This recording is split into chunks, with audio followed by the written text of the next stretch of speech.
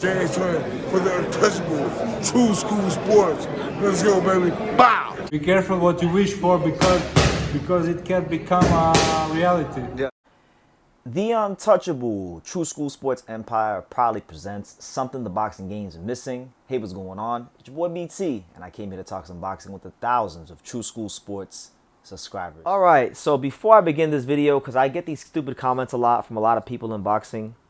They say like, oh, I hate Mexican fighters, which is ridiculous.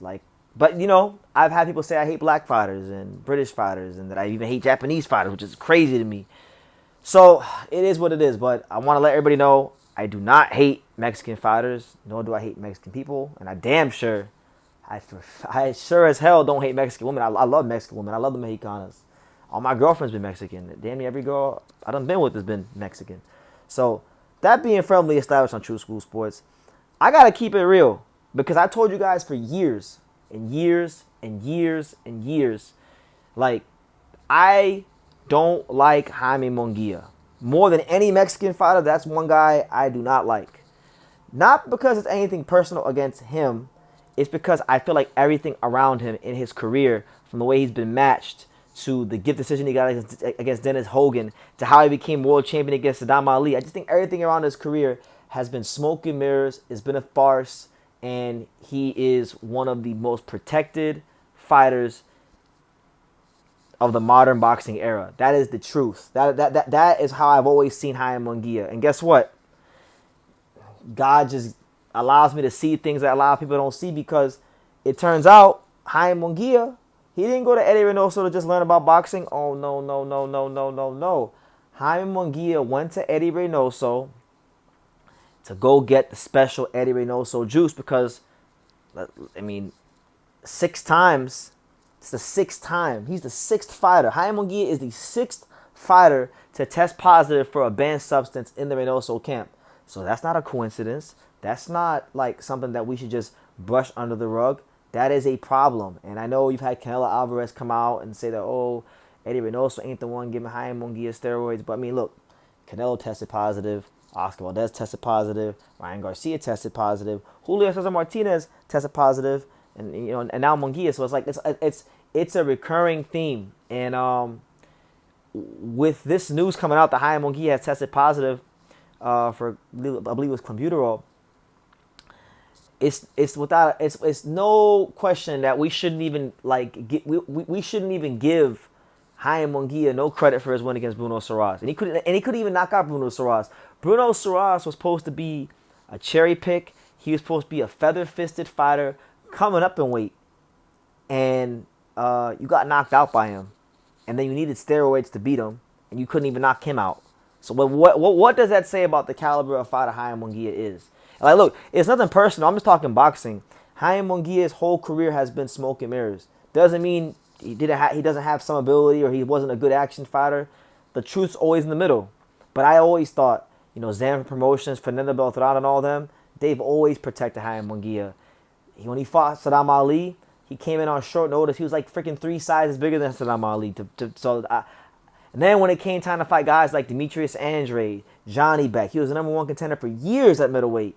Never even tried to become the middleweight champion, you know? So what's done in the dark will always come to the light. And you think a lot of these fighters and their teams think they can game boxing, but the boxing ring and boxing in general, both inside and outside the ring, it's got a way of revealing the truth about a fighter at one point or another. And Jaime Munguia is by far the most overrated fighter in boxing today. I've always said that.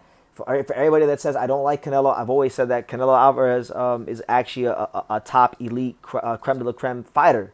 Munguia was never that. That's why if you go back and you watch my Canelo Alvarez Jaime Munguia live fight reaction, I was going for Canelo Alvarez. That's one of my favorite Canelo fights, is him beating the brakes off Jaime Munguia. So it is what it is. But Bruno Surace did react to this. He stated the following, and I quote, "I'm shocked by the news that Jaime Munguia tested positive for a banned substance. There's no place in boxing for cheating. The sport is dangerous enough already. I went to Mexico and knocked out Munguia fair and square. And in December, I was gracious enough to give him a rematch in May. He knew he could not beat me on a level playing field. I trust that this result will be overturned." immediately. And really, truthfully, it should be overturned immediately because Munguia got his ass knocked the fuck out in Mexico in front of everybody he knows, and he got a rematch. He got a rematch over there. He got a rematch in general. Like, he shouldn't have gotten no rematch with Bruno Surace because rematches are supposed to be for fights where the outcome is in question. And when you knock out Jaime Munguia the way Bruno Surace did, there's nothing to really question. So, yeah. Munguia says he's surprised. You know, like every fighter does this. Every fighter says that they're surprised that that they tested positive for steroids and, you know, he's a clean athlete and this, that, and the third. But, like, you got to be responsible. Like, you have to be responsible. You have to know what it is you're putting in your body because this is your legacy. This is your livelihood on the line. And, you know, I feel vindicated in my thoughts about Munguia, but I can't even fully blame Munguia because, like, boxing's done such a poor job of properly punishing and policing guys testing positive. So, yeah, I mean, he did what he felt gave him a competitive advantage, and, you know, pretty much at the top level, I assume that 95% of guys are doping. You know, so it's not like other guys aren't doping. He's probably fought guys that are doping, but I don't think Bruno Surace was doping. I don't think Bruno Surace was on steroids, and he's an honest, hardworking fighter from France, and, like, he was brought to get slaughtered to end 2024, and Jaime Munguia he showed that he's not on that level. So add him to the list: Canelo, Munguia, Valdez, Luis Neri, Julio Cesar Martinez, Ryan Garcia. The Eddie Reynoso camp loves the juice. They love Jamba Juice. They love steroids, and that's what it is. And I'm not trying to, like, I'm not taking no pride in making this video, but, like, I feel unbelievably vindicated in what I've always thought about Jaime Munguia. And I don't think he's no world-class talent like Canelo was or anything like that. He's a good action fighter, top contender, but not no true, you know, elite world championship caliber fighter. And the fact that he tested positive for this just shows it. So, yeah, we'll see how it goes, man. That's why you gotta respect the guys, the Mexican fighters today in boxing that I think are doing a great job representing Mexico. Because a lot of the boxing fans, especially the Canelo fans, they say, "Oh, BT, you hate Mexican fighters," because a lot of the Mexican fighters that I've criticized over the last 5 years have been related to Eddie Reynoso, Canelo, Valdez, Neri, Julio Cesar Martinez. So, yeah, without really paying attention to me, it's very easy to assume that I could hate Mexican fighters, but I don't really give a fuck about where someone's from.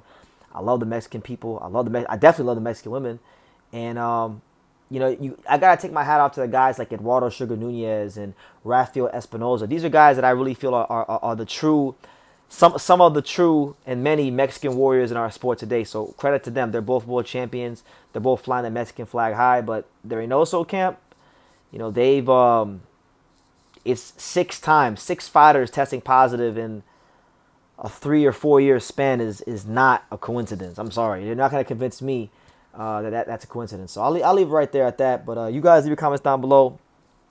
Make sure you guys take the time to subscribe. And like I say in every single one of these videos, you can love me or you can hate me, but I'm just a kid from Dania. So until next time, take care, guys. Thank you for watching another video on the untouchable True School Sports Empire. I'm in the fight capital of the world, Las Vegas, Nevada, and we got a monster in town. For more great boxing content from America to Japan and everywhere else in between, make sure you guys subscribe. Stay tuned and keep it locked.